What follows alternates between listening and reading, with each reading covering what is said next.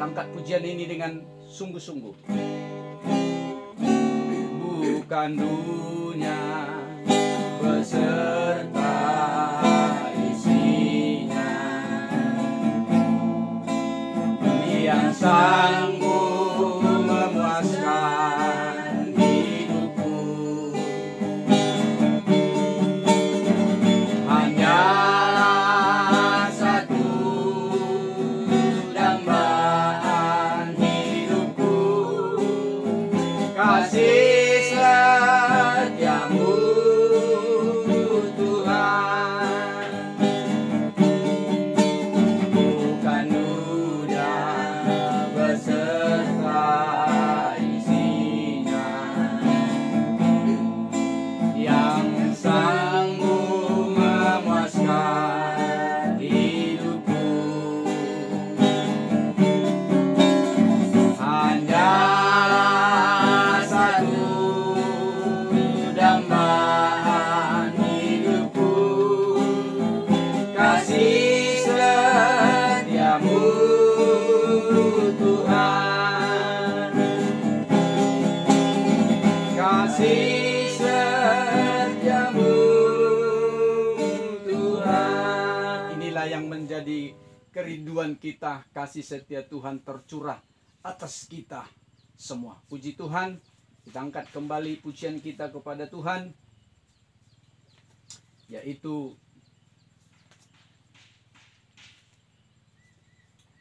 O Yerusalem, kota mulia, 138 Psalm.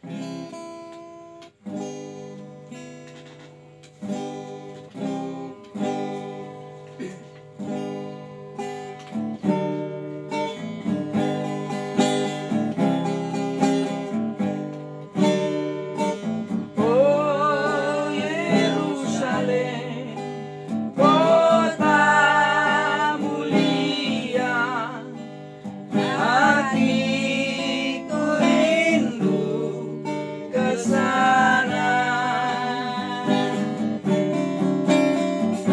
Oh Yerusalem, kota mulia, hatiku rindu ke sana. Tak lama lagi Tuhanku datanglah, bawa saya masuk sana. Tak lama lagi Tuhanku datanglah, bawa saya masuk sana. Oh Yerusalem, haleluya. Oh Yerusalem, kota mulia, hatiku rindu ke sana. Amin. Oh Yerusalem, kota mulia, hatiku rindu ke sana. Tak lama lagi Tuhanku datanglah, bawa saya masuk sana. Tak lama lagi Tuhanku datanglah, bawa saya masuk sana. Bawa saya masuk sana. Puji Tuhan, ya tempat kita sudah disediakan oleh Tuhan dalam kota Yerusalem baru. Biarlah tempat itu boleh menjadi milik kita, ya ketika Tuhan memanggil kita ataupun ketika Tuhan datang kembali kedua kali menjemput kita sebagai mempelai wanita Kristus. Puji Tuhan, kita angkat kembali pujian kita kepada Tuhan. 108 Pesalum. Bekerjalah selama hari masih siang.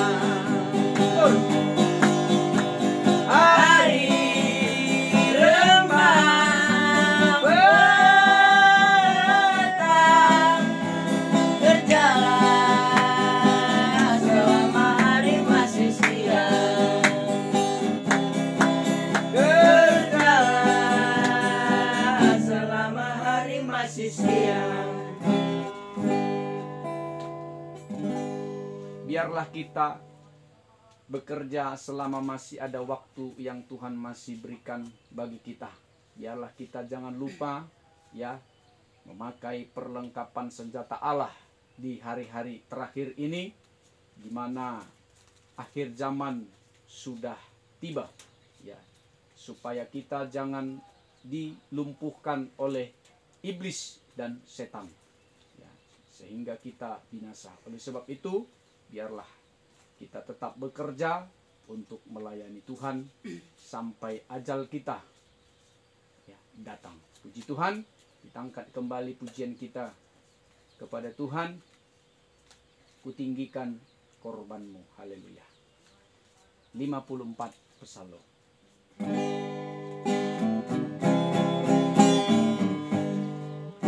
Biar selalu Tuhan ku tinggikan korbanmu, tinggikan korbanmu di hidupku. Ku tak ingin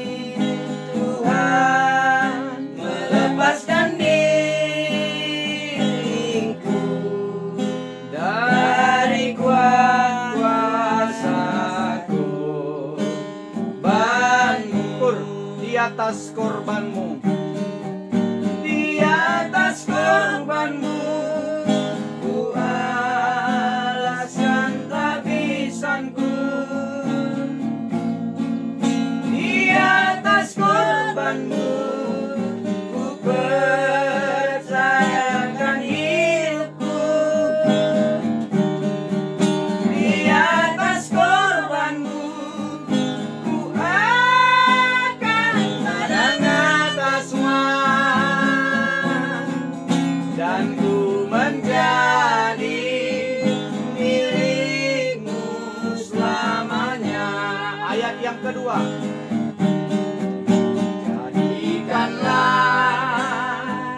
Daku rumahmu yang kudus, yang berkenan selalu di hatimu, senantiasa rela mempersembahkan korban, senantiasa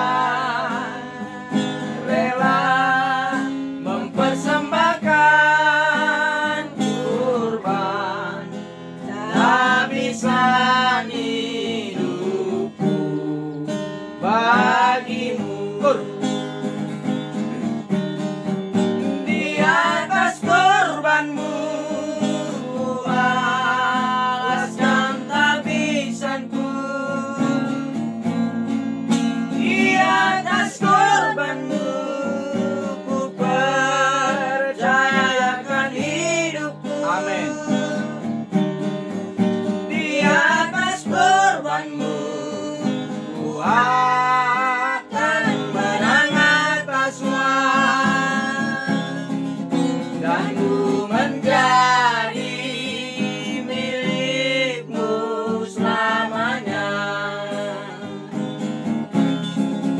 dan ku menjadi milikmu selamanya.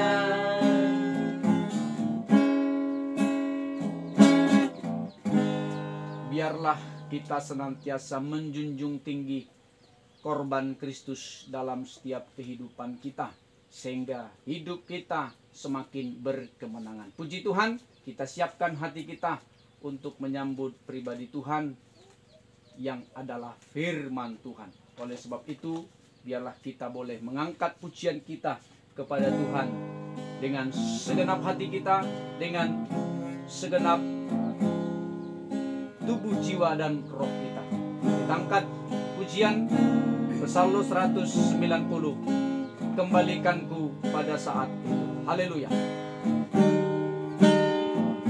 Sering ku melupakan saat itu, saat di mana kau menemukan diriku berlumuran dosa dan noda.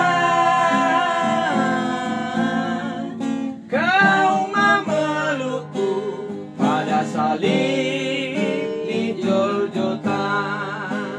Ayat yang kedua.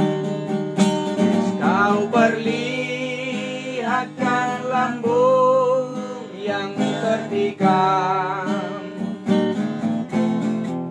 kau perlihatkan tubuhmu yang dihancurkan. Ku sadari semua deritamu, ku sadari semua deritamu.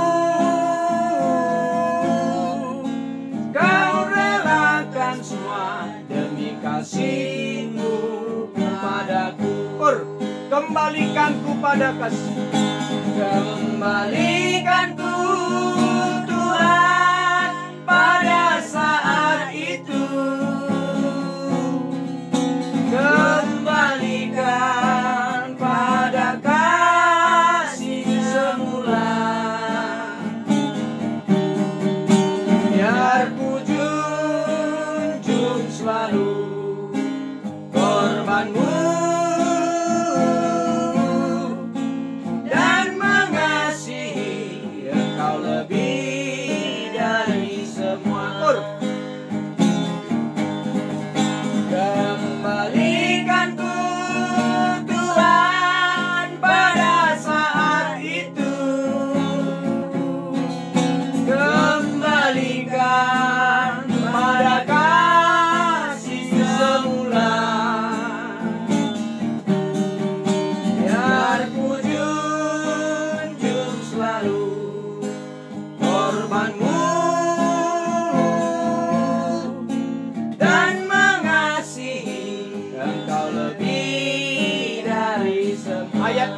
ketiga, mari kita bangkit berdiri. Sering ku melupakan saat itu, bila ku harus menyangkali diriku. Ku gagal sebab ku melupakan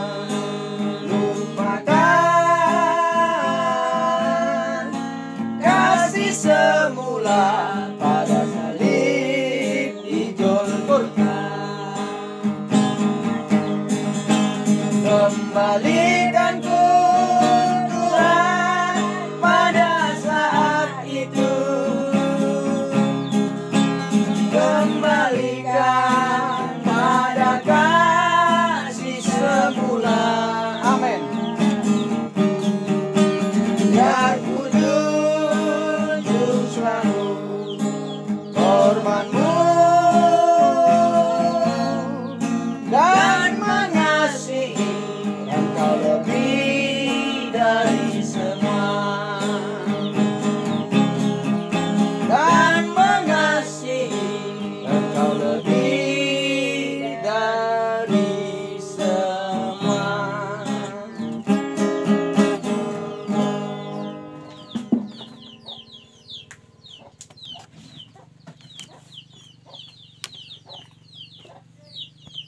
Mari kita berdoa. Itulah yang menjadi kerinduan hati kami semua di hari-hari terakhir ini Tuhan, untuk lebih mengasihi Engkau, untuk lebih mengutamakan Engkau dari apapun juga. Biar kiranya Tuhan kasih karunia-Mu berlaku atas kami, mengurapi kami dengan kuat kuasa Roh-Mu yang suci, sehingga sungguh-sungguh kami mampu untuk melakukan segala apa yang Kau firmankan di tengah-tengah hidup kami, apalagi di tengah-tengah dunia ini Tuhan, sehingga kami tidak tersesat dan tidak tenggelam dan binasa oleh karena kedegilan kekerasan hati kami. Namun jika ada kuasa firman-Mu Tuhan untuk menegur kami, menopang kami, menolong kami, maka kami akan kuat sekalipun Tuhan beban berat penderitaan di tengah-tengah dunia ini silih berganti datang bagi kami. Kami boleh bersyukur, berterima kasih kepada Engkau Tuhan. Biarlah Engkau mengembalikan kami kepada kasih-Mu yang semula. Karena kasih-Mu yang semula itulah kasih yang sempurna dalam kehidupan kami. Mari urapi kami pada kesempatan pagi ini, baik telinga, hati, dan pikiran kami, agar kami sungguh-sungguh fokus untuk mendengarkan firman-Mu, bahkan percaya yakin kepada firman-Mu. Bahkan firman-Mu menjadi jawaban dalam setiap pergumulan kami di tengah-tengah dunia ini Tuhan. Oleh sebab itu, layakkan kami pada pagi hari ini untuk boleh menerima kuasa firman-Mu. Layakkan kami untuk boleh menerima Tuhanku mujizat-Mu bagi kami, sehingga kehidupan kami Tuhan menjadi kehidupan yang beriman. Mujizat itu nyata dalam kehidupan kami. Engkau telah mati di kayu salib dan telah bangkit dan akan naik ke surga. Biarlah lewat Tuhanku, kenaikan-Mu ke surga nantinya membawa dampak bagi kami untuk boleh Tuhanku memberikan kasih-Mu yang sempurna itu, bahkan memberikan tempat bagi kami dalam kerajaan surga. Terima kasih, urapi juga hamba-Mu Tuhan untuk mampu menyampaikan isi hati-Mu dengan jelas, dengan murni, bahkan dalam kasih sayang-Mu, sehingga firman-Mu menjadi uluran tangan-Mu yang kuat bagi kami untuk melewati lautan dunia ini sampai kami boleh mencapai pelabuhan damai sejahtera. Gereja-gereja lain juga yang beribadah pada pagi, baik itu di FB maupun Tuhanku di YouTube, Tuhan memberkati seperti Engkau memberkati kami, terutama satukan kami dalam satu kesatuan pengajaran yang benar yang membawa kami dalam tubuh yang sempurna. Itulah tubuh Kristus. Terima kasih Tuhan. Namun jika ada kuasa gelap, roh jahat, setan, iblis yang ingin mencoba mengganggu pikiran kami, apapun itu bentuknya, kami bersehati memanggil nama-Mu yang berkuasa menghardik segala pekerjaan setan di dalam nama Tuhan Yesus Kristus. Pergi, darah Yesus yang berkuasa. Mohon kemurahan-Mu, mohon belas kasihan-Mu bagi kami Tuhan pada pagi hari. Berfirmanlah Engkau bagi kami pada pagi hari, karena kami sudah siap untuk mendengarkan firman-Mu. Dalam nama Tuhan Yesus Kristus, Kepala Gereja mempelai pria surga, kami sambut firman hidup dan berkuasa. Haleluya. Amin. Silakan duduk kembali. Ya, puji Tuhan, tentunya saya menyapa kita kembali. Salam, salam sejahtera bagi kita sekalian ya. Kita tetap bersyukur, berterima kasih kepada Tuhan kembali pada pagi hari ini, di mana Tuhan masih memberikan kita kesempatan pada minggu yang kedua di bulan April 2021, di mana Tuhan masih memberikan napas kehidupan bagi kita. Sehingga pagi ini kita boleh ada sebagaimana adanya dan kita boleh beribadah kepada Tuhan. Biarlah kita semakin hari semakin meningkatkan kerajinan kita untuk melakukan ibadah. Sebab tanpa ibadah itu kehidupan kita akan gagal, kehidupan kita itu akan binasa. Namun lewat ibadah itu ada kuasa pertolongan Tuhan datang bagi kita. Sebab firman-Nya bagaikan tangannya diulurkan untuk menopang kita. Ya, pergumulan berat sering datang silih berganti bagi kita. Tidak ada tempat pengaduan kita di tengah-tengah dunia ini. Ya, hanya Tuhanlah tempat kita mengadu. Ya, lewat kuasa firman itu kita dikuatkan, dimampukan. Bahkan menciptakan mukjizat nyata di dalam setiap pergumulan kita. Itulah sebabnya pada pagi hari ini biarlah kita semakin hari semakin memandang salib Kristus, di mana Dia telah mati dan bangkit supaya kita tidak binasa, melainkan kita boleh memperoleh hidup yang kekal. Itulah kasih Tuhan yang besar. Namun jangan lupa di hari-hari ini bahwa kehidupan manusia itu banyak yang meninggalkan Tuhan. Kehidupan manusia zaman sekarang itu banyak yang melupakan Tuhan. Maka firman telah mengingatkan kita agar kita semakin hari semakin sungguh-sungguh menyelidiki firman Tuhan, supaya kita jangan tertinggal nantinya ketika Tuhan datang di awan-awan ya kedua kalinya. Maka kita terangkat dan bertemu Tuhan dalam pesta perjamuan kawin anak domba. Ini yang perlu kita mengerti supaya kita jangan nantinya ya kendor dan jangan mundur kerajinan kita dalam melakukan firman Tuhan. Tetapi tetaplah kita setia sampai Tuhan datang kembali kedua kali. Puji Tuhan, tema kita pada pagi hari ini adalah gereja daging. Ini yang perlu saya sampaikan, di mana ada dua ya gereja. Bentuk gereja ada dua. Yang pertama itu satu gereja Tuhan, maka satu gereja daging. Gereja daging inilah yang perlu kita telusuri dan kita pelajari pada pagi hari ini. Mari kita buka Alkitab kita di dalam Galatia 1 ayat yang ke-6 sampai ayat yang ke-10. Mari kita perhatikan dengan sungguh-sungguh. Ya, sedikit saya sampaikan, suratan Galatia ini dalam pola tabernakel itu terkena kepada pintu kemah. Ya, berbicara soal daging. Nah, berbicara soal perobekan daging. Tentunya kita tahu jemaat di Galatia ini masih berkeinginan ataupun masih hidup di dalam keinginan daging. Sehingga mereka itu hidup dalam keduniawian. Maka suratan Galatia ini berbicara tentang pintu kemah, perobekan daging. Dengan apa perobekan daging itu bisa dirobek? Itulah baptisan Roh Kudus. Kalau kita lihat dalam skema tabernakel itu terkena kepada pintu kemah, ya. Maka pintu kemah itu berbicara tentang perobekan daging. Ini yang perlu kita telusuri supaya kita mengerti, mengetahui tentang filosofi jemaat yang ada di Galatia. Maka kehidupan manusia yang masih berada dalam kedagingan, dia tidak akan bisa menyembah Tuhan. Ya, dalam roh dan kebenaran. Ini yang perlu kita ketahui. Maka dalam suratan Galatia dinyatakan oleh Rasul Paulus supaya mereka itu betul-betul bertobat. Maka dalam pola tabernakel itu jelas sekali bahwa pintu kemah terkena kepada suratan Galatia. Mari akan kita lihat dan kita telusuri tentang jemaat ataupun gereja daging. Mari. Jadi tema kita adalah gereja daging. Mari dibaca. Saya kembali ulangi ya. Galatia 1 ayat 6 sampai 10. Jangan kita melamun ya, tapi perhatikan dengan sungguh-sungguh. Ya, Galatia 1 ayat 6 sampai 10. Ada 4 ayat ya, supaya nanti kita dengarkan dan saya akan sedikit nanti jabarkan tentang jemaat yang ada di Galatia. Mari kita baca dulu sebentar. Hanya satu Injil. Ya.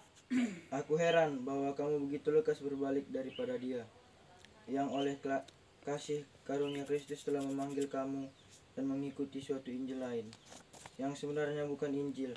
Hanya ada orang yang mengencangkan kamu yang bermaksud untuk memutarbalikkan Injil Kristus. Tetapi sekalipun kamu atau seorang malaikat dari surga yang memberitakan kepada kamu suatu Injil yang berbeda dengan Injil yang telah kami beritakan kepadamu, terkutuklah dia, seperti yang telah kami katakan dahulu. Ya. Sekarang kukatakan sekali lagi. Jikalau ada orang yang memberitakan kepadamu suatu Injil yang berbeda dengan apa yang telah kamu terima, ya, kutuklah dia. Jadi bagaimana sekarang? Adakah ku cari kesukaan manusia atau kesukaan Allah? Adakah ku coba berkenan kepada manusia? Kiranya aku masih mau mencoba berkenan kepada manusia, maka aku bukanlah hamba Kristus. Ya, terima kasih. Jadi jemaat Galatia yang mengambil, ya, yang mengawali sebenarnya pelayanan dengan roh. Jelas sekali dikatakan bahwa jemaat Galatia ini mengawali pelayanan dengan Rasul Paulus itu dengan roh. Mari akan kita lihat dalam Galatia 3 ayat yang ketiga. Mari diperhatikan dulu supaya kita tahu kenapa bisa mereka kembali kepada gereja daging.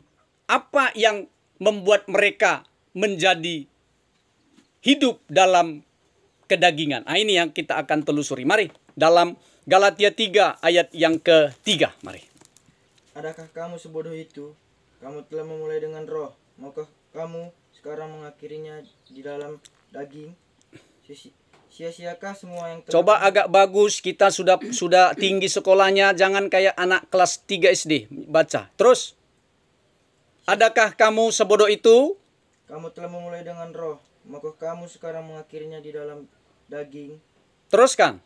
Sia-siakah semua yang telah kamu alami sebanyak itu? Masakan sia-sia. Ya, terima kasih. Jadi jelas ya, jadi jelas sekali bahwa jemaat yang ada di Galatia ini mengawali pelayanan itu dengan roh. Jelas sekali dalam ayat yang ketiga. Galatia 3 ayat yang ketiga. Adakah kamu sebodoh itu? Rasul Paulus menegur mereka, menasehati mereka dengan tegas dikatakan, adakah kamu sebodoh itu? Kamu telah mulai dengan roh, R-nya huruf besar. Adakah kamu memulainya dengan roh? Ini ya, jadi nantinya banyak gereja atau jemaat Tuhan itu yang awalnya menyala-nyala. Ya, pada akhirnya mereka itu nantinya akan padam. Ini ada apa di balik jemaat yang ada di Galatia ini? Ya. Ada apa? Maka dikatakan oleh Rasul Paulus, adakah kamu sebodoh itu? Kamu telah mulai dengan roh. Maukah sekarang mengakhirinya di dalam daging? Nah, ini pertanyaan besar bagi kita. Ya. Kalau kita sudah mulai pelayanan kita dengan roh, jangan kita akhiri dengan daging. Jangan seperti jemaat yang ada di Galatia. Tentunya ada latar belakangnya. Mengapa jemaat Galatia ini ya mengakhirinya dengan daging. Tentunya faktor ekonomi. Ya, bahkan juga tidak sungguh-sungguh mendengar firman, tidak sungguh-sungguh beribadah. kepada Tuhan. Ya, tentu kita tahu filosofi atau sejarah gereja Galatia adalah jemaat yang bersahabat dengan dunia. Ya, bersahabat dengan dunia. Dalam pola tabernakel saya tadi sudah sampaikan, ya, terkena kepada pintu kemah yang berbicara baptisan Roh Kudus. Jadi mereka itu tidak sungguh-sungguh hidup dalam Roh Kudus. Nah, ini ngeri sekali. Ya, ngeri sekali ini. Maka dikatakan tadi oleh Rasul Paulus dalam ayat yang ke-6, aku heran. Nah, Rasul Paulus saja heran melihat mereka. Aku heran bahwa kamu begitu lekas berbalik daripada dia. Maksudnya daripada Tuhan. Ya, mereka berbalik kepada dunia. Ini hati-hati. Banyak gereja Tuhan, banyak jemaat Tuhan nantinya akan hidup dalam kedagingan. Tidak tahan dalam proses perobekan daging itu. Begitu sakit. Ya, banyak penderitaan. Banyak pergumulan. Yang seharusnya ketika ada pergumulan dan ketika ada permasalahan bagi kita, semakin kita dekatkan kepada Tuhan. Semakin banyak berseru kepada Tuhan. Bukan malah lari dari hadapan Tuhan atau kita curhat kepada manusia. Ini jemaat Galatia ini bisa dikatakan terlalu banyak curhat kepada pendetanya. Bukan kepada Tuhan. Sehingga mereka itu terprovokasi dengan keinginan daging mereka. Maka Rasul Paulus jelas sekali heran. Aku heran bahwa kamu begitu lekas berbalik daripada dia. Yang oleh kasih karunia Kristus telah memanggil kamu dan mengikuti satu Injil lain. Ini bahaya sekali. Ya. Jadi sekarang banyak gereja-gereja ataupun banyak orang sekarang memberitakan Injil yang lain. Memberitakan Yesus yang lain. Ini harus betul-betul kita mengerti tentang firman yang benar. Supaya kita jangan diseret oleh mereka. Supaya kita jangan tergoda oleh keinginan daging mereka. Yang menyesatkan kita. Jemaat Galatia begitu bodoh. Nah, itu dia. Maka jelas sekali dalam Alkitab. Ya dikatakan, hai Galatia yang bodoh. Ya. Itu Galatia yang bodoh. Ya kan? Adakah kamu sebodoh itu? Nah, ini. Jelas sekali dikatakan Rasul Paulus kepada jemaat Galatia. Bahwa mereka adalah jemaat yang bodoh. Ya. Kalau kita balikan atau kalau kita flashback kembali kepada ya wanita yang bodoh. Mari kita lihat dulu di dalam Injil Matius. Nah, ini dia sama mereka. Apa akhirnya bagaimana kehidupan ya wanita yang bodoh ini? Mari kita lihat Injil Matius pasal yang ke-24. Mari kita lihat di sana. Ayat yang ke-25. Mari. Pasal yang ke-25. Kita lihat di sana. Ya. Inilah ciri-ciri jemaat yang bodoh. Maka jemaat Galatia mengikuti sifat daripada gadis yang bodoh yang ada di Injil Matius. Mari dalam ayat yang pertama dulu kita baca. Mari. Gadis-gadis yang bijaksana dan gadis-gadis yang bodoh. Ya. Pada waktu itu, hal kerajaan surga seumpama 10 gadis yang mengambil pelitanya dan pergi menyongsong mempelai laki-laki. 5 diantaranya bodoh dan 5 bijaksana. Ya. Gadis-gadis yang bodoh itu membawa pelitanya tetapi tidak membawa minyak. Sedangkan gadis-gadis yang bijaksana itu membawa pelitanya dan juga minyak dalam buli-buli mereka.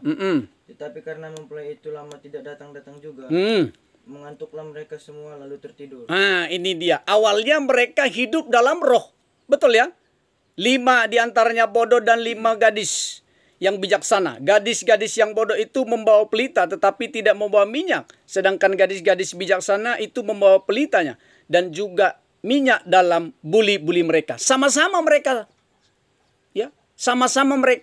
setia. Sama-sama mereka semangat dalam mengikuti Tuhan. Tetapi di akhir, di akhir daripada perjuangan mereka, mulailah redup. Mulailah mereka itu bimbang. Mulailah mereka terprovokasi oleh sikon. Nah, ini hati-hati. Ya, supaya kita jangan nantinya seperti jemaat yang ada di Galatia, yang sudah mengawali dengan roh, akhirnya mengakhiri sampai selama-lamanya dengan daging. Ini yang merusak kerohanian mereka. Maka lanjutkan. Ayat yang ke-6. Waktu tengah malam terdengarlah suara orang berseru, "Mempelai datang, songsonglah dia." Gadis-gadis itu pun bangun semuanya lalu membereskan pelita mereka. Nah, ini ya. Jadi di akhir zaman, di tengah malam, itu berbicara menunjuk kepada akhir zaman. Jadi di akhir zaman ini, ya banyak yang terbangun sebenarnya rohaninya. Banyak yang terbangun sebenarnya semangatnya dalam melayani Tuhan, dalam mengikut Tuhan. Tetapi lanjutkan coba. Ayat yang ke-8. Gadis-gadis yang bodoh berkata kepada gadis-gadis yang bijaksana, "Berikanlah kami sedikit dari minyakmu itu, sebab pelita kami hampir padam." Ini. Pelita itu berbicara Roh Kudus. Ya. Jika Roh Kudus itu sudah padam dalam hidup kita, maka kita tidak akan pernah lagi semangat untuk beribadah. Apapun ceritanya. Demikian juga ketika minyak itu sudah mulai habis dalam tempat lampu itu, maka saya yakin lampu itu tidak akan bertahan lama untuk menyala. Lama-kelamaan, percaya atau tidak percaya, lampu itu akan mati. Demikian juga kerohanian jemaat yang ada di Galatia. Pasti akan mengalami, lambat atau cepat, mengalami kematian rohani. Maka seperti itulah jemaat 5 gadis yang bodoh ini. Ya. Apa kekhawatiran mereka? Kekhawatiran mereka tentunya adalah hal ekonomi. Hal keuangan. Tapi lanjutkan coba, kita lihat. Tetapi jawab gadis-gadis yang bijaksana itu, Ya. "Tidak, nanti tidak cukup untuk kami dan untuk kamu." Tapi 5 gadis yang bijaksana itu dengan tegas mengatakan tidak. Jadi kita pun, ya, gereja Tuhan yang hidup dalam roh harus tegas mengatakan tidak kepada ajaran-ajaran duniawi. Ya. Jangan pimplang. Ya, seperti 5 gadis yang bijaksana ini mengatakan, tetapi jawab gadis-gadis yang bijaksana itu, tidak. Nanti tidak cukup untuk kami dan untuk kamu. Lebih baik kamu pergi kepada penjual minyak dan beli di situ. Ayat 10, baca. Akan tetapi waktu mereka sedang pergi untuk membelinya, datanglah mempelai itu dan mereka yang telah siap sedia masuk bersama-sama dengan dia ke ruang perjamuan kain, lalu pintu ditutup. Berbicara pergi itu adalah beredar-edar. Banyak nanti jemaat Tuhan itu beredar-edar ke gereja-gereja lain mencari kepuasan dagingnya. Sementara ini sudah akhir zaman. Sudah dinyatakan nubuat bahwa kedatangan Tuhan itu sudah semakin dekat. Tetapi 5 gadis yang bodoh itu tetap mengandalkan kekuatan dan pikirannya. Maka apa konsekuensi yang mereka terima ketika mereka pergi itu? Coba lanjutkan. Kemudian datang juga gadis-gadis yang lain itu dan berkata, "Tuan, Tuan, bukakanlah kami pintu." Tapi ia menjawab, "Aku berkata kepadamu." Coba ayat yang ke-10, ayat 10. Akan tetapi waktu mereka sedang pergi untuk membelinya, datanglah mempelai itu dan mereka yang telah siap sedia masuk bersama-sama dengan dia. 5 gadis yang bijaksana itu masuk bersama dengan Yesus dalam perjamuan kawin anak domba. Arti rohaninya adalah bahwa orang yang selalu hidup dalam roh dan kebenaran, hidup dalam kesetiaan mengikut Tuhan, maka dia akan bersama dengan Tuhan. Kita akan hidup nantinya bersama dengan Tuhan. Masuk dalam perjamuan kawin anak domba itu. Begitu malang ya nasib 5 gadis yang bodoh ini. Begitu malang kok. Coba lanjutkan ayat yang ke-12. Tetapi ia menjawab, aku berkata kepadamu, sesungguhnya aku tidak mengenal kamu. Itu Yesus mengatakan kepada jemaat yang tidak hidup dalam roh. Langsung ketegasan Yesus itu dinyatakan kepada mereka bahwa dikatakannya, aku berkata kepadamu, sesungguhnya aku tidak mengenal kamu. Ngeri toh?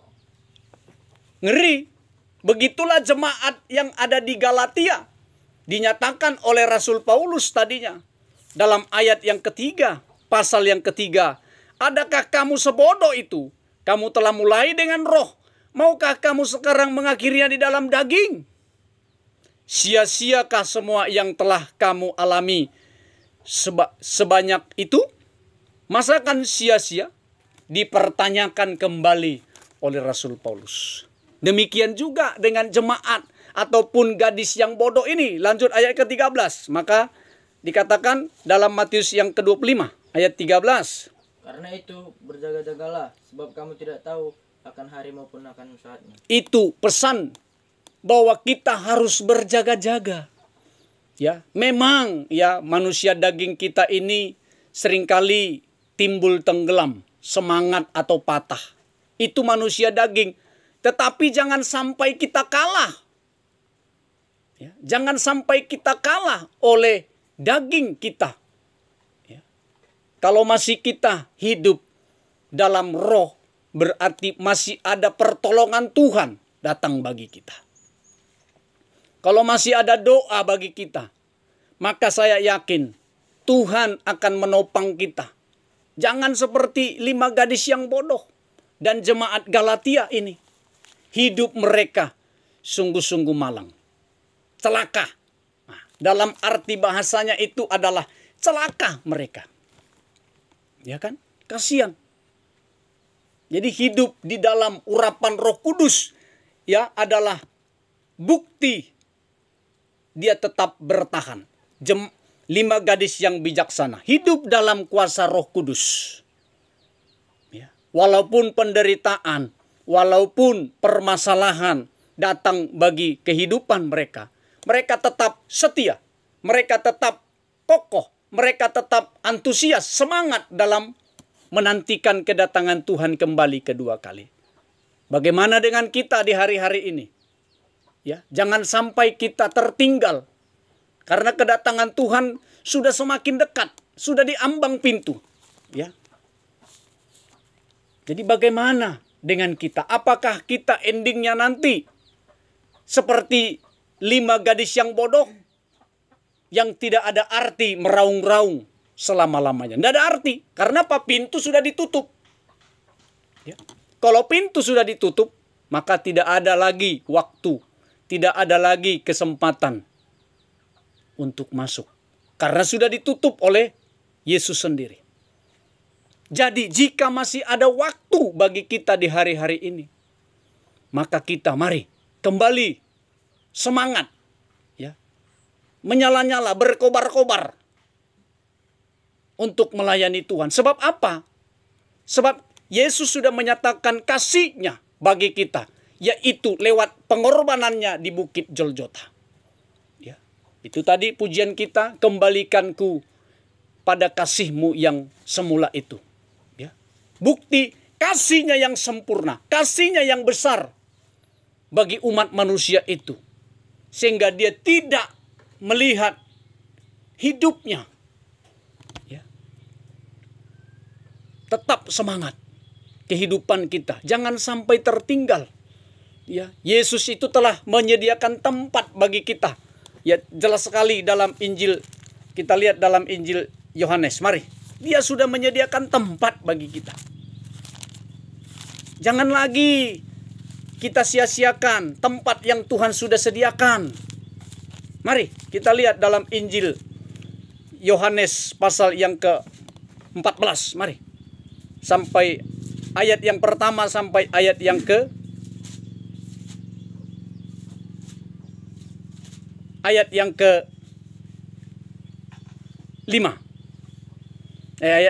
yang keempat. Mari. Sampai ayat yang keempat. Mari kita perhatikan. Yohanes pasal yang ke-14 ayat 4 sampai ayat 1 sampai ayat yang keempat. Mari. Rumah Bapa. Ya, rumah Bapa. Janganlah gelisah hatimu, percayalah kepada Allah, percayalah juga kepadaku. Ya, percayalah kepada Allah, berarti Yahweh, Bapa. Ya. Percaya juga kepada Yesus katanya. Artinya Bapa dan Anak itu satu. Ya, harus kita percaya. Teruskan. Di rumah Bapakku banyak tempat tinggal. Jika tidak demikian, tentu aku mengatakan kepadamu. Ya. Sebab aku pergi ke situ untuk menyediakan tempat bagimu. Itu dia jelas di pasal yang ketiga. Dan apabila aku telah pergi ke situ, ya, aku akan menyediakan tempat bagimu. Kenaikan Yesus ke sorga semata-mata untuk menyediakan tempat bagi kita. Tempat yang bagaimana yang Tuhan sediakan itu? Tempat yang maha indah, maha damai. Itulah kota Yerusalem yang baru. Dia menyediakan tempat. Kalau kita mengerti, kalau kita paham tentang filosofi, ya, kedatangan Tuhan, kelahiran Yesus sampai kenaikan Yesus itu, pasti kita tidak akan pernah menyanyiakan dan meninggalkan Yesus. Tapi kalau kita tidak mengerti tentang sejarah daripada Yesus lahir,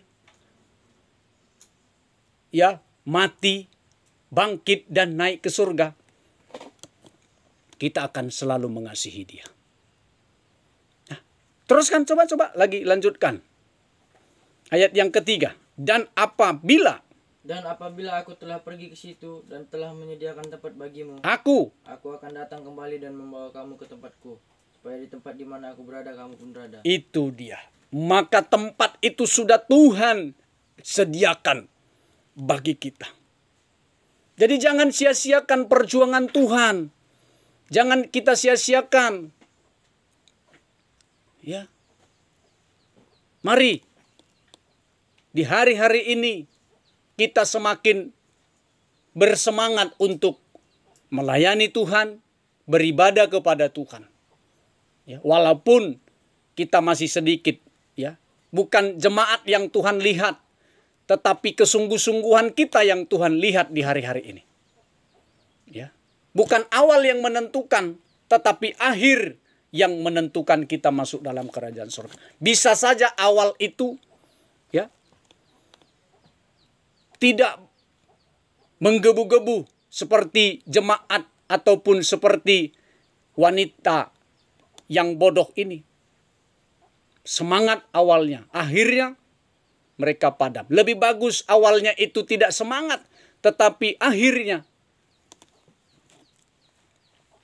ya, semangat. Maka Tuhan akan datang kembali kedua kali. Menyediakan tempat dan membawa kita ke sana. Wah, luar biasa. Puji Tuhan. Ya. Puji Tuhan. Maka jelas sekali, ya, dalam suratan Galatia itu, bahwa jemaat Galatia itu hidup di dalam keinginan daging, mengikuti Injil yang lain. Maka jelas dalam ayat yang ke-6, ayat yang ke-6, Galatia 1. Aku heran bahwa kamu begitu lekas berbalik daripada Dia yang oleh kasih karunia Kristus telah memanggil kamu dan mengikuti satu Injil lain. Yang sebenarnya bukan Injil, hanya ada orang yang mengacaukan kamu dan yang bermaksud untuk memutarbalikkan Injil Kristus. Jadi mereka, jemaat yang ada di Galatia itu diprovokasi oleh pengajaran palsu. Ini hati-hati ya, di dunia ini telah banyak muncul ajaran-ajaran sesat dan ajaran palsu. Dan sudah nyata di dalam YouTube itu bahwa mereka ya sudah menyatakan diri bahwa mereka adalah Mesias. Hati-hati. Ya, ini yang perlu kita ketahui supaya kita jangan terprovokasi dengan ajaran-ajaran mereka walaupun jemaat mereka ribuan banyak. Bukan itu menjadi satu keberhasilan bagi Tuhan. Ya, tentu kita lihat kepada zaman Nuh. Ya. Hanya sedikit yang masuk dalam kerajaan surga, masuk dalam bahtera. Ya. Ada 4 keluarga atau 8 orang yang terselamatkan oleh Tuhan. Oleh karena apa mereka terselamatkan? Oleh karena mereka hidup dikuasai oleh Roh Kudus. Hidup di dalam kesetiaan, hidup di dalam ketaatan kepada firman Tuhan. Maka mereka selamat dari musibah air bah.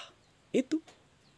Jadi sekarang banyak orang ya pergi ke suatu gereja itu melihat gerejanya, melihat fisiknya. Wah, gereja Betel, rumah persembahan itu besar, banyak jemaatnya. Tidak salah banyak jemaat. Ya, tidak salah.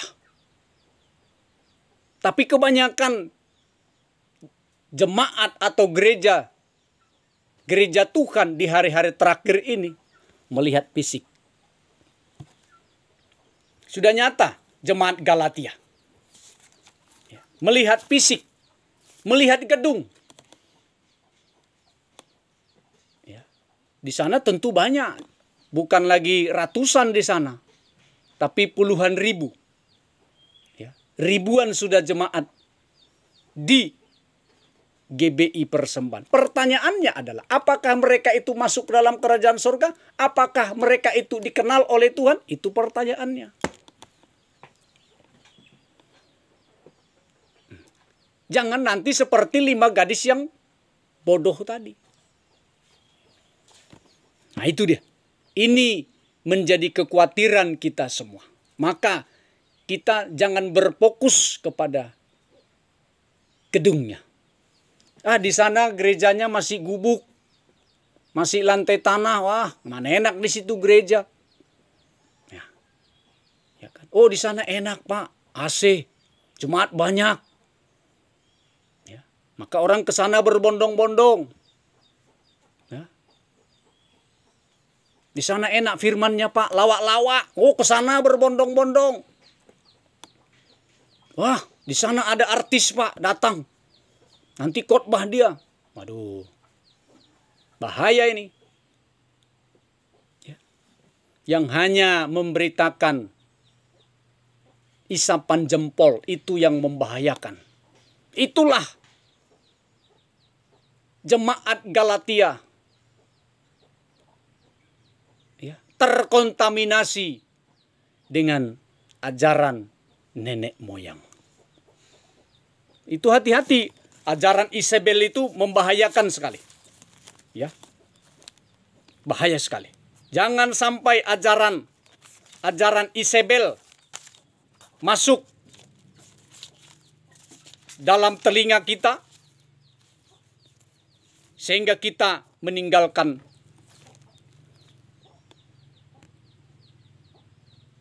Tuhan. Ya. Ada 4 ajaran yang harus kita waspadai. Itu yang pertama, ajaran sesat. Mari kita lihat dulu dalam 2 Petrus. Ini yang perlu kita antisipasi. Ini ajaran sesat. Mari. 1 Petrus 2 ayat 1. Mari. Karena itu buanglah segala kejahatan, segala 1 Petrus, ya. Oh, 2 Petrus, maafkan, 2 Petrus. 2 Petrus 2 ayat yang pertama. Mari. 2 Petrus 2 ayat yang pertama. 2 Petrus 2 ayat yang pertama. Sebagaimana nabi-nabi palsu dahulu tampil di tengah-tengah umat Allah, demikian pula di antara kamu akan ada guru-guru palsu. Nah, itu dia. Teruskan. Mereka akan memasukkan pengajaran-pengajaran sesat yang membinasakan. Bahkan mereka akan menyangkal penguasa yang telah menebus mereka dan dengan jalan demikian segera mendatangkan kebinasaan atas diri mereka. Inilah yang didengarkan oleh jemaat Galatia, ajaran sesat tadi. Ya, ini yang saya katakan. Inilah yang disesali oleh Rasul Paulus. Bahwa mereka mudah terprovokasi. Banyak nanti. Jemaat GPT pun banyak yang sudah menyimpang. Ya. Yang sudah menyimpang.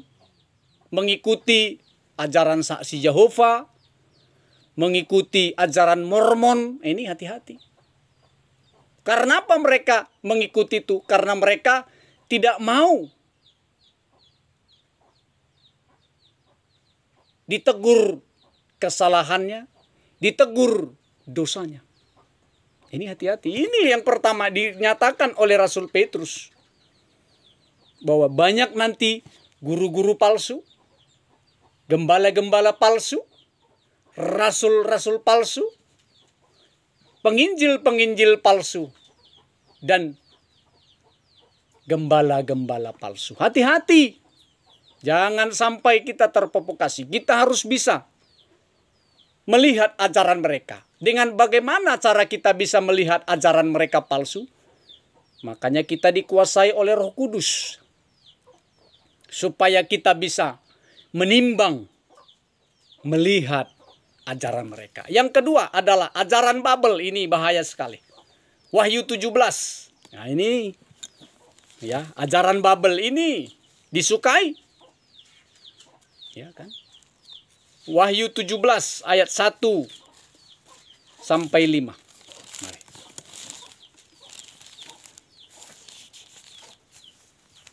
Lalu datanglah seorang dari ketujuh malaikat yang membawa ketujuh cawan itu dan berkata kepadaku, mari ke sini, aku akan menunjukkan kepadamu putusan atas pelacur besar yang duduk di tempat yang banyak airnya. Dengan dia raja-raja di bumi telah berbuat cabul dan penghuni-penghuni bumi telah mabuk dan oleh anggur. Serba bisa semuanya. Ajaran Babel ini bahaya sekali. Ini sudah ada di kota Medan, di Indonesia ini sudah ada ajaran Babel. Ya, yang mengajarkan ajaran seks bebas. Ya. Ini hati-hati. Jangan sampai kita masuk kepada ajaran ini. Teruskan, coba ayat yang kedua. Dengan dia raja-raja di bumi. Dengan dia raja-raja di bumi telah berbuat cabul dan penghuni-penghuni bumi telah mabuk oleh anggur pencabulannya. Teruskan. Dalam roh aku dibawanya ke padang gurun dan aku melihat seorang perempuan duduk di atas seekor binatang yang merah ungu yang tertulis dengan nama-nama hujat. Binatang itu mempunyai 7 kepala dan 10 tanduk. Dan perempuan itu memakai pakaian kain ungu dan kain kremisi yang dihiasi dengan emas, permata dan mutiara, dan di tangannya ada suatu cawan emas penuh dengan segala kekejian dan kenajisan percabulannya. Terus karena yang kelima, dan pada dahinya tertulis suatu nama, suatu rahasia, Babel besar, ibu dari wanita-wanita pelacur dan dari kekejian bumi. Itu dia. Bahaya sekali. Tapi banyak orang yang mendengarkan wanita ini berbicara. Ya. Banyak. Ini bahayanya. Ini yang harus diantisipasi oleh gereja yang benar. Supaya jangan tertipu. Ini jelas sekali dalam Wahyu pasal yang ke-17. ajaran Babel, pelacur. Ya. Banyak nanti orang ya, masuk ke gereja seperti ini. Gereja bebas namanya. Ya, bisa mabuk, bisa narkoba, bisa semua. Ya, tidak ada penyucian. Ini bahaya sekali. Yang ketiga adalah ajaran Isabel. Ini juga membahayakan. Yang mengutamakan, itu pun yang mengajarkan, ya, perempuan boleh mengajar. Ini bahaya sekali. Ya, jadi yang tadi ajaran Babel ini adalah tidak mengutamakan firman. Itu dia. Dia tidak mengutamakan firman. Itu ajarannya. Yang ketiga adalah Isabel, Wahyu 2 ayat 19 sampai 20. Mari kita lihat supaya kita waspada tentang ini. Jadi kita harus ya bisa menerima, ataupun jika ada wanita yang mengajar itu harus kita tolak. Ya, apalagi menjadi gembala, itu tidak ada di GPT, tidak boleh perempuan. Ya, karena apa? Karena tidak sesuai dengan tahbisan. Ya, ini jelas dalam Wahyu pasal yang kedua. Mari perhatikan ayat yang ke 19-20.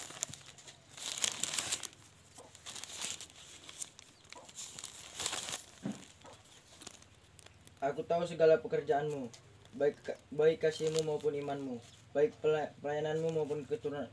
Aku baca.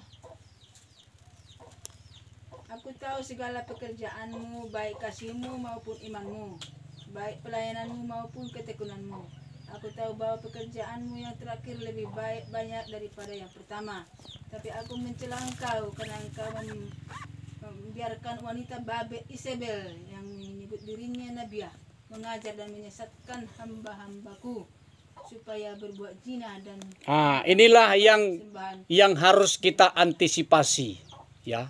Jadi kalau wanita mengajar di tengah-tengah ibadah sakral, itu perlu kita antisipasi.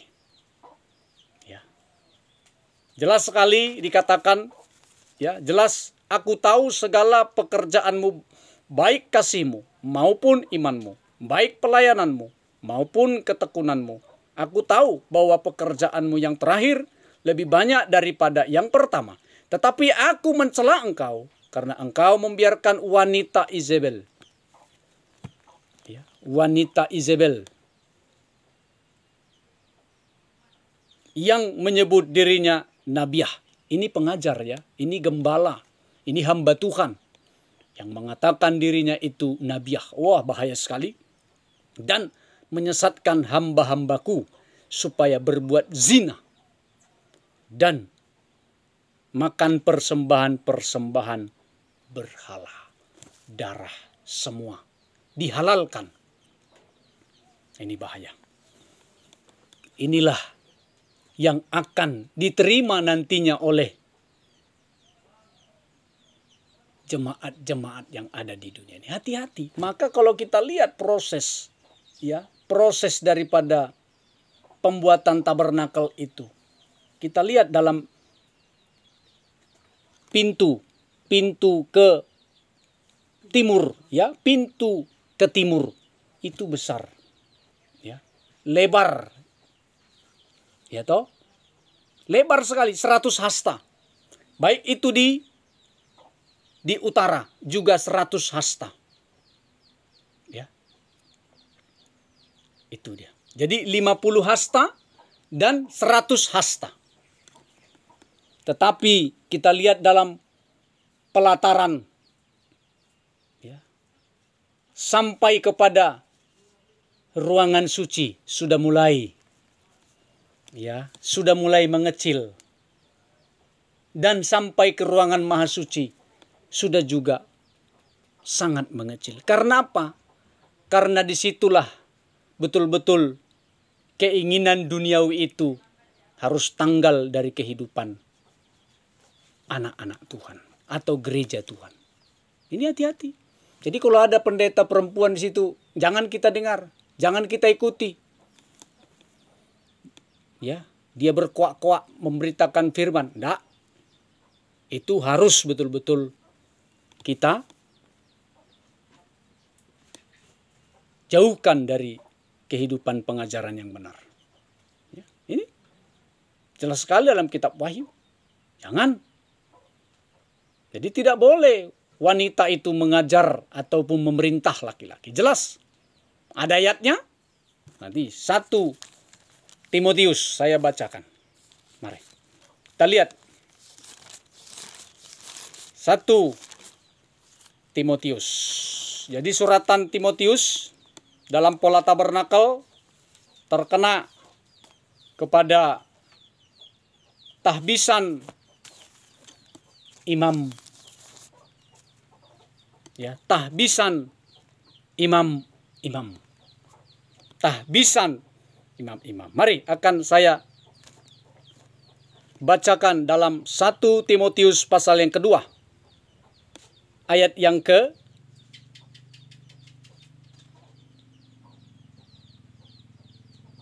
9. Saya mulai. Demikian juga hendaknya perempuan. Hendaklah ia berdandan dengan pantas, dengan sopan dan sederhana.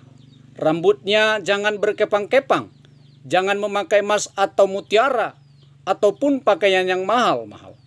Tetapi hendaklah ia berdandan dengan perbuatan baik, seperti yang layak bagi perempuan yang beribadah.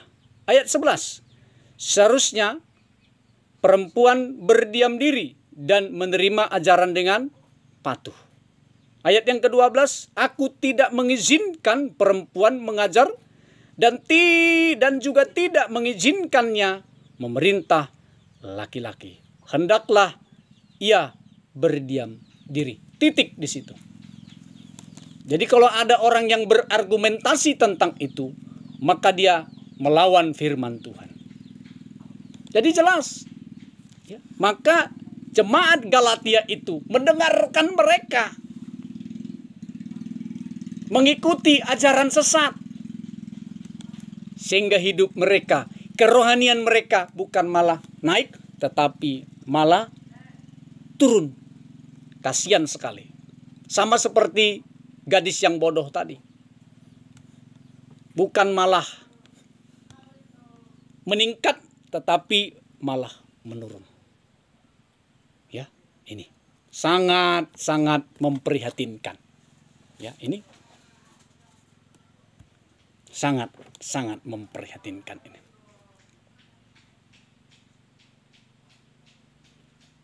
Jelas ya? Yang keempat, mari, ajaran Saduki. Kita lihat ajaran Saduki. Ini ajaran Saduki ini boleh mengajarkan boleh kawin cerai. Ini bahaya sekali. Dalam Markus 10 ayat 2, mari kita baca. Markus 10.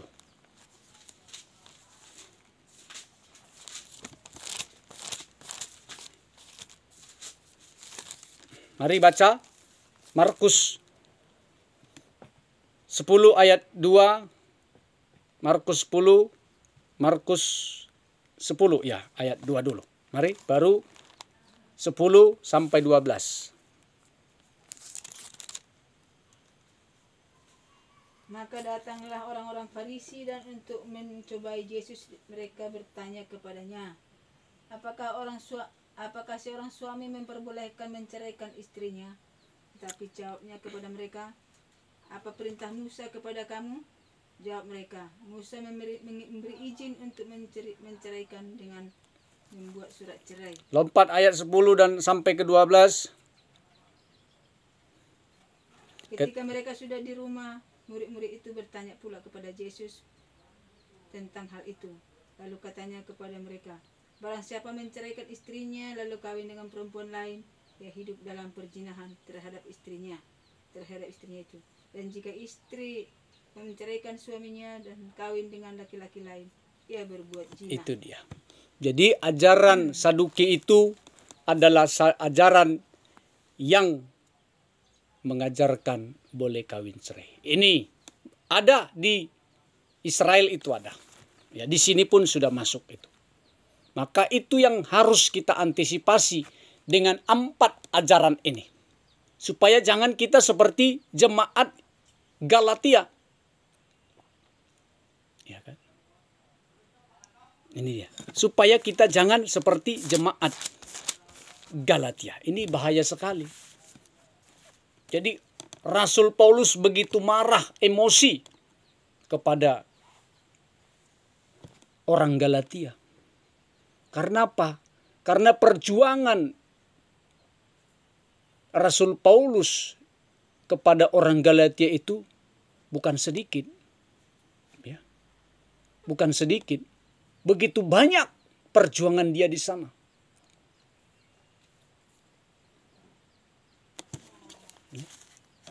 Coba kita lihat Yakobus 4 ayat 4. Apa? Yakobus pasal yang keempat ayat 4. Mari.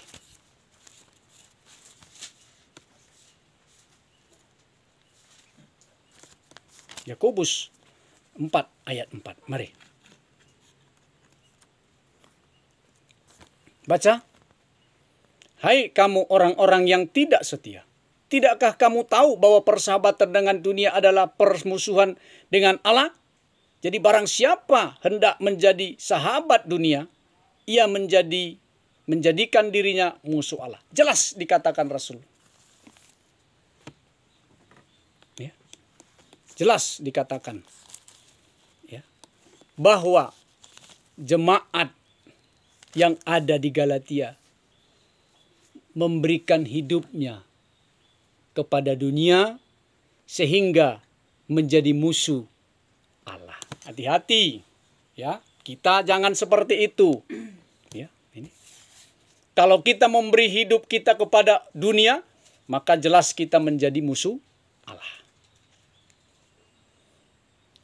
Ini ngeri sekali. Ya.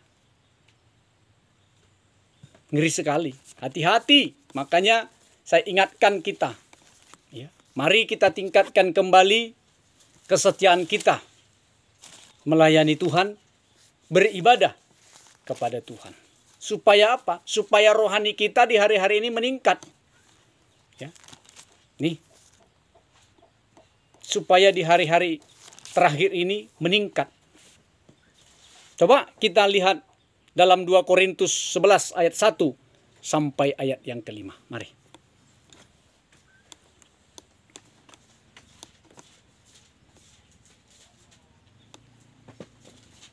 Mari.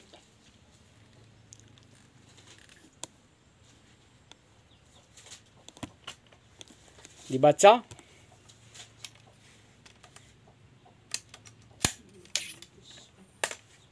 Dua Korintus pasal yang ke-11 ayat yang pertama sampai ayat yang ke-5. Mari.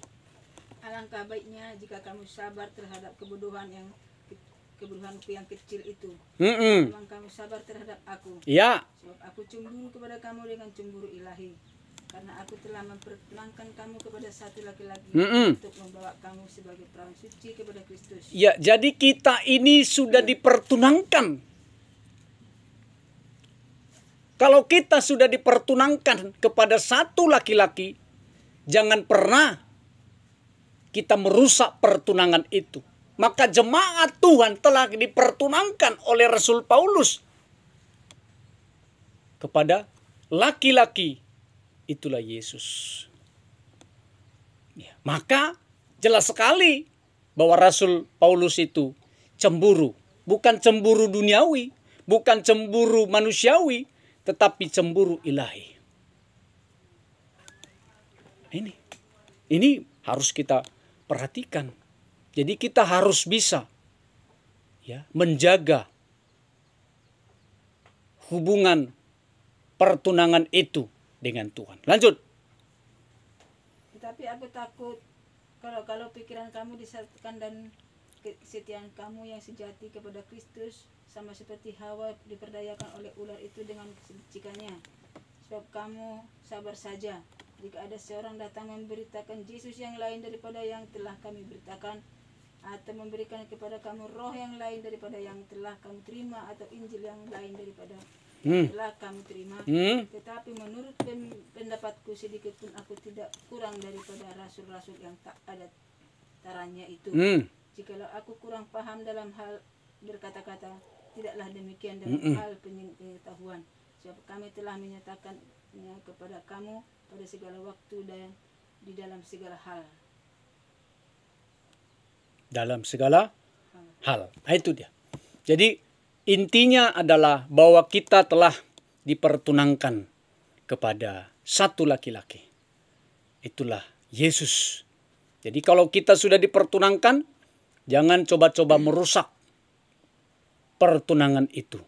Supaya jangan nantinya perkawinan itu gagal. Ya, makanya saya katakan dengan tegas bahwa kita jangan hidup menurut keinginan daging. Karena jelas dalam Yakobus tadi, persahabatan dengan dunia adalah permusuhan kepada Tuhan. Ya. Yang terakhir adalah bahwa jemaat Galatia ini sama dengan jemaat yang ada di kitab Wahyu, itulah Laodikia. Mari akan kita lihat dalam Wahyu 3 ayat yang ke-14 sampai 22. Ini dia. 3 ayat yang ke-14 sampai 22. Jemaat Laodikia. Mari. Kepada jemaat di Laodikia, dan tuliskanlah kepada malaikat. Ayat 14 ya, ayat 14 sampai ayat yang ke-22. Mari. Ya, itulah tuliskan. Dan tuliskanlah. Dan tuliskanlah kepada malaikat jemaat di Laodikia, Ya. inilah firman dari Amin, saksi yang setia Ya. dan benar, permulaan dari ciptaan Allah. Ya. Aku tahu segala pekerjaanmu, engkau tidak dingin dan engkau tidak panas. Mm-mm. Apakah baiknya jika engkau dingin ataupun panas? Ya. Jadi karena engkau suam-suam kuku dan tidak dingin atau panas, aku akan memuntahkan engkau dari mulutku. Karena engkau berkata, aku kaya dan aku telah memperkayakan diriku dan aku tidak kekurangan apa-apa. Dan karena engkau tidak tahu bahwa engkau melarat dan malang, miskin, buta dan telanjang. Itu jelas sekali dikatakan oleh Tuhan. Bahwa mereka itu adalah jemaat yang hidup menurut keinginan daging mereka. Lebih kuat daging mereka daripada Roh Kudus yang ada dalam hidup mereka. Sehingga mereka tidak lagi bisa menyembah Tuhan. Ini malang sekali. Ya. Lebih parah lagi dikatakan, engkau tidak dingin dan tidak panas. Alangkah baiknya. Ya. Dia dingin, dia panas. Ya kan? Tuhan akan memuntahkan, ngeri. Kalau jemaat di Galatia, dia tidak dimuntahkan. Tapi jemaat di Laodikia itu dimuntahkan. Kalau sudah muntah bagaimana? Maukah kita menjilat muntah? Tidak mungkin. Maka lanjutkan. Ayat yang ke-17. Karena engkau berkata, aku kaya dan aku telah memperkayakan diriku dan aku tidak kekurangan apa-apa. Dan karena engkau tidak tahu bahwa engkau malarat dan malang miskin. Bukan malarat, ya, melarat. Dan malang miskin, buta dan telanjang. Iya, mereka merasa kaya. Mereka sombong sekali. Ya. Mereka menyatakan diri, kami kaya. Kami itu hidup dalam kekayaan. Mereka mengandalkan harta. Tapi di mata Yesus, mereka itu miskin. Ya, melarat dan telanjang. Ya, ini bahaya sekali. Jadi jangan merasa harta itu atas segala. Tidak bisa harta dibawa dalam ke gereja. Tidak bisa harta kekayaan itu dibawa kepada Tuhan. Ya, tidak bisa. Kita hanya membawa hati kita kepada Tuhan yang penuh dengan kekurangan dan kelemahan. Supaya kita bisa diperbaiki oleh firman itu sendiri. Ini ngeri toh? Dikatakan bahwa engkau tidak tahu bahwa engkau melarat dan malang, miskin, buta, dan telanjang. Bagi mereka lah semua. Ya, sudah dikatakan tadi berapa itu ada jumlahnya? Engkau itu tidak tahu bahwa engkau melarat 1, malang 2, miskin 3, buta, dan telanjang 5. Ya. 5. Bisa kita lihat ditebus dengan 5 luka Yesus. Angka 5 menunjuk 5 luka Yesus. Tetapi kita tidak tahu itu. Jemaat Laodikia itu tidak tahu. Karena apa? Mereka buta. Kasihan sekali. Tapi masih ada kesempatan bagi jemaat Laodikia. Coba lanjutkan ayat yang ke-18. Maka aku menasihatkan engkau supaya engkau membeli daripadaku emas yang telah dimurnikan. Dinasihatkan. Masih ada nasihat toh. Aku menasihatkan kamu. Ya. Agar kamu itu membeli emas. Tahu kita, emas itu berbicara kepribadian Allah, sifat ilahi. Ya. Tuhan suruh mereka beli. Supaya apa? Lanjutkan. Supaya agar engkau menjadi kaya dan juga pakaian putih supaya engkau memakainya agar jangan kelihatan ketelanjangan yang memalukan dan lagi minyak untuk pelumas matamu supaya engkau dapat melihat. Nah itu. Terus? Barang siapa ku kasih, kutegur dan kuhajar. Sebab itu relakanlah hatimu dan bertobatlah. Itu dia. Relakanlah hatimu dan bertobatlah terus. Lihat, aku berdiri di muka pintu mengetok. Jikalau ada orang yang mendengar suaraku dan membukakan pintu, aku akan masuk mendapatkannya dan aku makan bersama-sama dengan dia dan ia bersama-sama dengan aku. Barang siapa menang, ia akan kududukkan bersama-sama dengan aku di atas tahtaku, sebagaimana aku pun telah menang dan duduk bersama-sama dengan Bapakku di atas tahtanya. Ya. Siapa bertelinga, hendaklah ia mendengarkan apa yang dikatakan Roh kepada jemaat-jemaat. Itu dia. Terima kasih.